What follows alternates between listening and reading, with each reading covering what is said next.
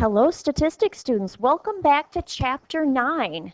Chapter 9 is all about testing the differences between things. So in the previous chapter, we just used our hypothesis test to compare a sample to the population. But what if we want to compare two things to each other? Two means, two proportions, two variances. I think of things like you see out there all the time about, oh, this school district did better on the ACT than this school district. We can use this to test the differences between those means. So in the last chapter, we used Z, T, and chi-square tests, right? We all know about where those critical values come from to compare our sample means, variances, or proportions. And we compared them to the population. So this is really the biggest difference, is that we can compare values to each other now. We still will decide if we're going to reject or not reject H sub O, and we're going to use our same hypothesis testing steps. We can do the traditional method or the p-value method.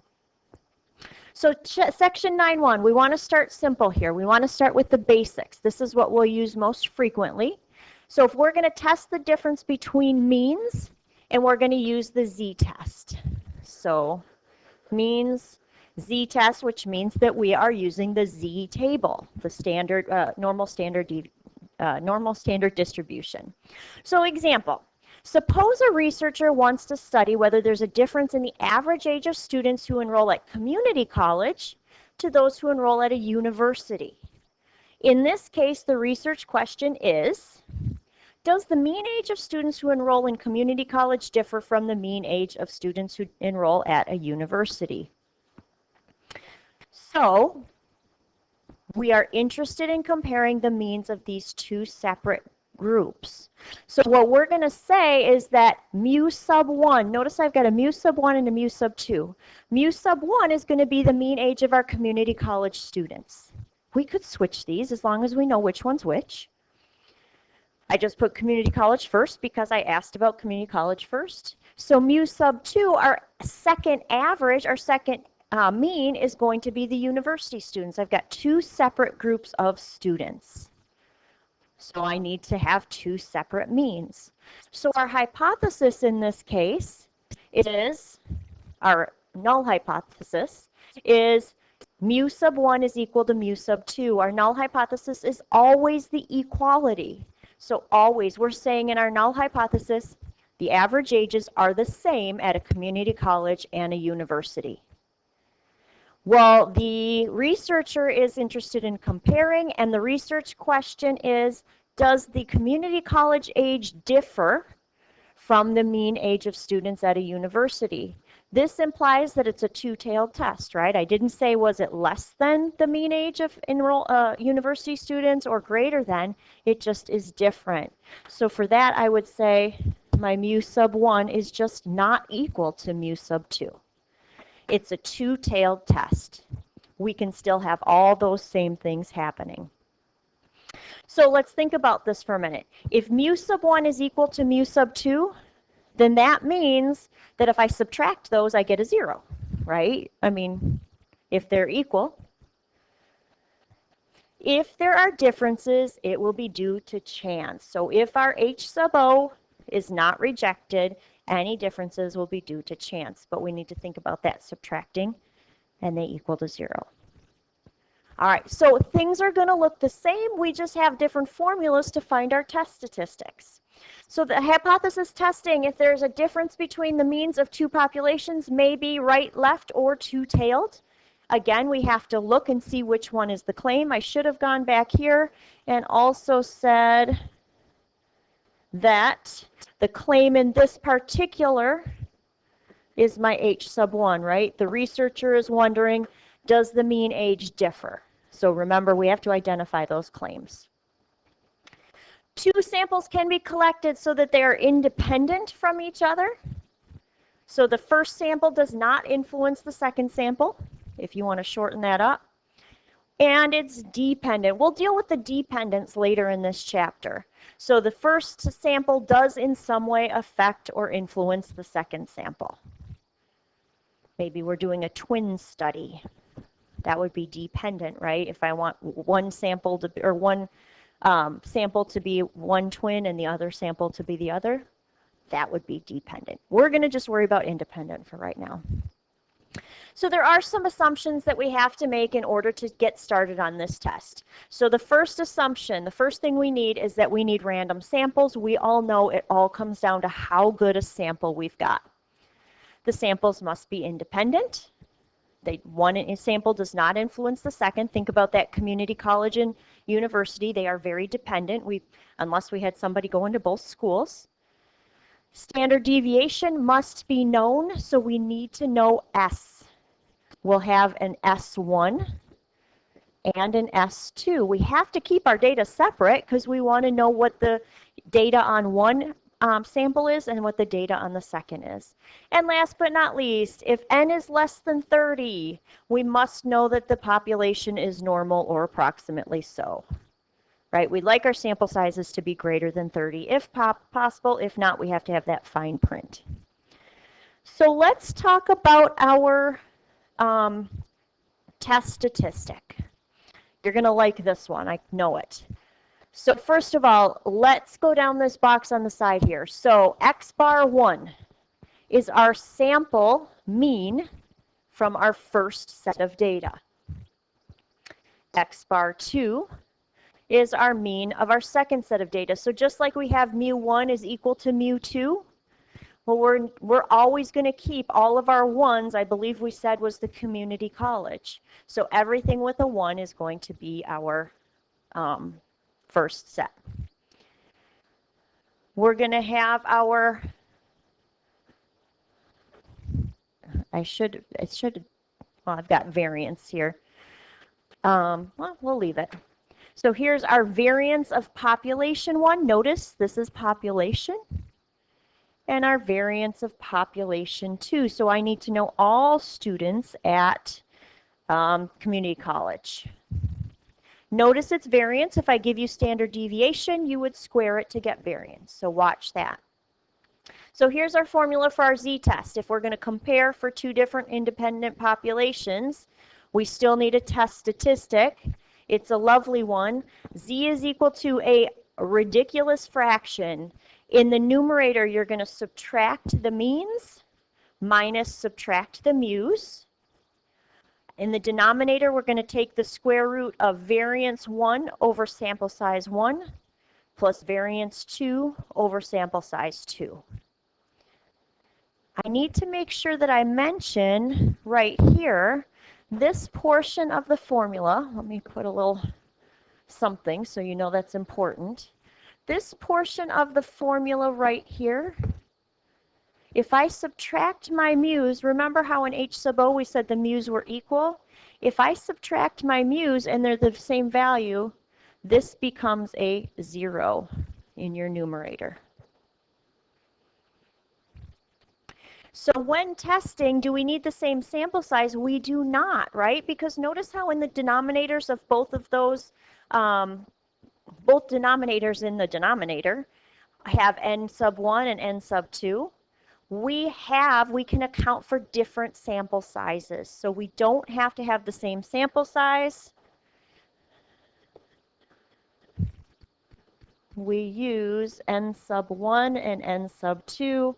Therefore, I could ask, 10% of the population at a community college might be 100 people, and 10% of the population at a university might be 500 people.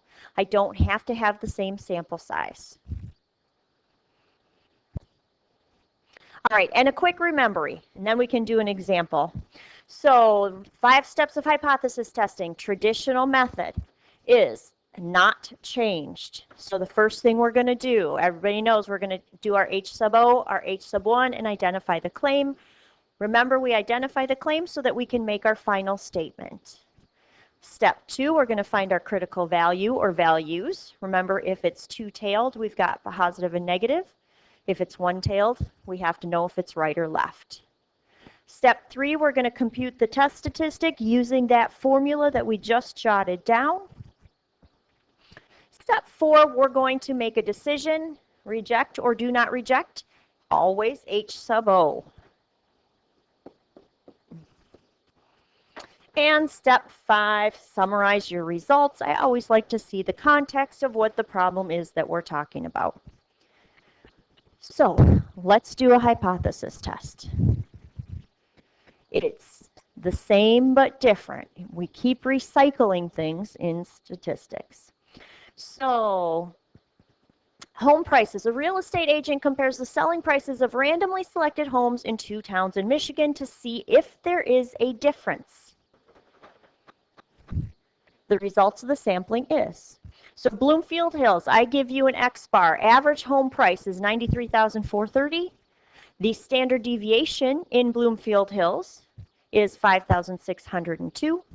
And the sample size was 35 houses that they used. Notice I'm using sigma here. I'm using standard deviation because I'm looking at all of Bloomfield Hills. It feels like it should be a sample, but it's Bloomfield Hills as the population, a subset.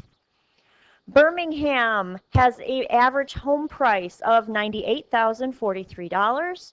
Its standard deviation in all of Birmingham is 4,731, and they sampled 40 homes for sale in Birmingham. Is there enough evidence to reject the claim that the average cost of a home in both locations is the same? So here's the nice key word, right? Claim. Both locations is the same. So hopefully that's going to give you a big clue as to what our H sub 1 is going to be. So step 1, I'm going to just scooch up so I can see H sub O and H sub 1. So my null hypothesis is always that the means are the same. Notice I already labeled these guys 1, so this is sample 1. Birmingham will be sample 2.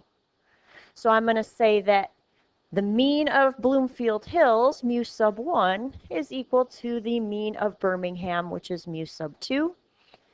And her claim is that the average cost is the same, so we're going to test to see if it's not the same. And this one's unusual because H sub O is my claim. We don't have H sub O as our claim very often. All right, so step 2 is our critical values, right? It's two-tailed. We definitely know that. Alpha is equal to 0.01. Two-tailed, so alpha over 2 is 0.005. We know sigmas, which means we're going to our Z table. So when you go to your Z table and search for a 0.0050, you are going to end up with critical values of something like positive and negative 2.58. So we know we are looking for the shaded region, positive 2.58 and negative 2.58. Let's see what we end up when we do our step 3, our test statistic with that crazy formula from that other page. I'm going to have to look back at it. So I know that my Z is equal to, also a big clue that I'm going to use my Z table for my critical value is my test statistic is Z. It's always got to match. I wouldn't do T here and then go to the Z table. So let's see, it's going to be my means subtracted. I'm going to scooch this down. So 93,430, big fraction, right? 93,430 minus my X bar 2, so 98,043 minus 0. Mu sub 1 minus mu sub 2 is going to be equal to 0 if they're the same. So the difference of my sample means minus the difference of my population means. So you always will have a minus 0 there. So then down here we know we've got a giant radical, and we're going to go to sample 2. We're going to go to our sigma squared, our variance over our sample size. Notice this is just sigma. This is just standard deviation. We need variance. So I'm going to do 5602 squared over my sample size 35 plus my variance, so 4731 squared over my sample size 40. Now this is where calculators are really going to come in handy, obviously, but also you need to figure out how you're going to make this happen for you. So probably subtract the numerator, figure out what that value is, and then I would do the 5602 squared over 35 plus the 4731 squared over 40, and then I would use the square root of the answer. Do your difference of your numerator divided by that answer. Here's what I ended up. Take a pause. Make sure that you ended up with somewhere around a 3.82. Negative 3.82. Watch the math. The setup is a little confusing at first, but the calculator is sometimes the hardest part. All right, so once you've gotten 3.82, don't move on until you do. Negative 3.82 is going to fall somewhere way down here, which means this is definitely a reject H sub O. So if our claim was H sub O and we're rejecting H sub O, we're going to say something like there is enough evidence to reject the claim that the home prices are the same. I should have typed this in. There is enough evidence. Hopefully everybody remembers where this fifth statement is coming from. If not, it was in section 8.1b. I had a little table in there. There is enough evidence to reject the claim that home prices are the same, because that was my claim, right? They were equal to each other in Bloomfield Hills and Birmingham.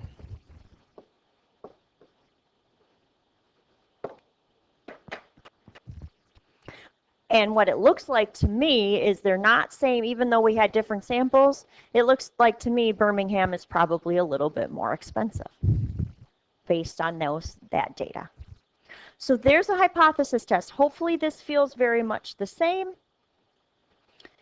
We could do p-value method as well. I found that most of you are doing the traditional once we got into the end of chapter 8. So we know the p-value method, state our hypotheses, identify the claim, compute the test statistic, the same one that we just found using the z equals, the difference of the means, the sample means minus the difference of the, that formula we just did.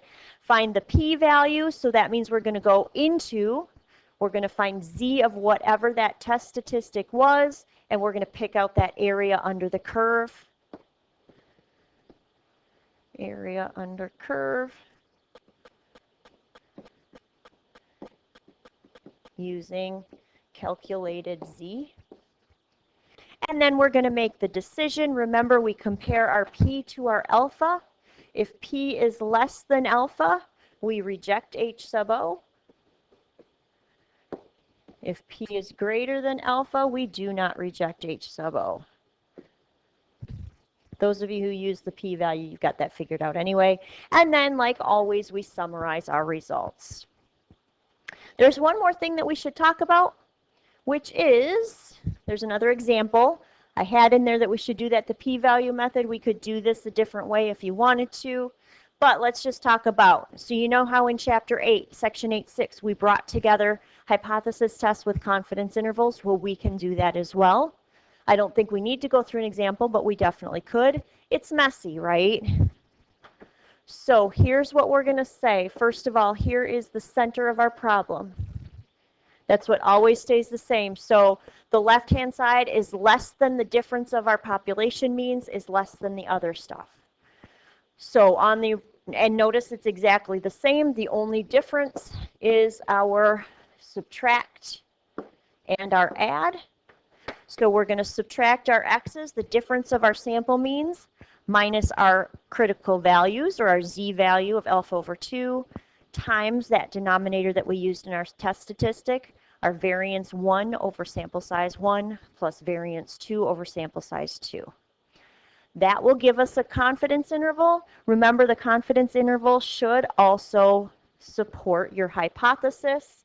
Here's how this works for these guys. because we said that mu1 minus mu2, if they're equal in our H sub O, they're equal to 0, what we're going to say here is that if 0 is in this interval,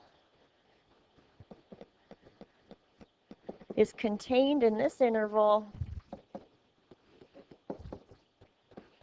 that means that we liked H sub O, so that supports do not reject.